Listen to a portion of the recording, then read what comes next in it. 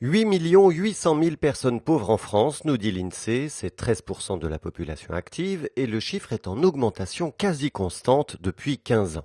Être pauvre, cela veut dire vivre avec moins de 1 008 € par mois, avec lesquels il faut bien sûr payer son loyer, ses vêtements, sa nourriture, les frais de scolarité ou encore les frais médicaux.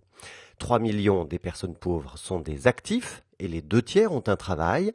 3 autres millions sont inactifs, parmi lesquels un tiers de retraités, et les familles sont ainsi faites qu'il faut ajouter 2,8 millions d'enfants. Cette pauvreté monétaire entraîne nécessairement des usages bancaires restreints. Un livret d'épargne qui sert de compte courant avec beaucoup de petits retraits liquides, le règlement des achats avec une carte de paiement soumise à autorisation, ou encore le recours à des crédits, trop souvent par les ménages à risque. Et pourtant, tous ne sont pas signalés comme publics fragiles au sens de la loi. Ce terme recouvre 3 millions de personnes en interdit bancaire, en incidents de paiement répétés ou en surendettement pour 1 million d'entre eux qui voient les procédures s'enchaîner.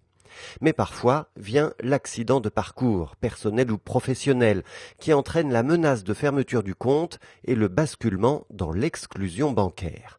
Or, sans compte en banque, impossible de toucher un salaire et des allocations. La pauvreté génère de l'exclusion bancaire qui génère de l'exclusion tout court.